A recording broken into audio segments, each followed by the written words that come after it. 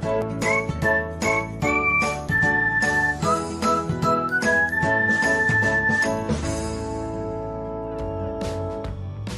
everyone, welcome back to another episode of Technologyglance.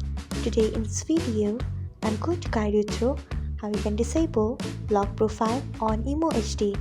So let's get started. Firstly, open Imo HD app in your device. Then tap on your profile icon. Then tap in security and privacy. Then scroll until you find profile privacy.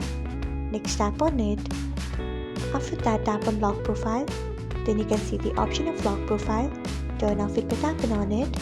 So this is how you can disable lock profile on Imo HD. Thanks for watching. If you found this guide helpful, we would love it if you hit the thumbs up button below.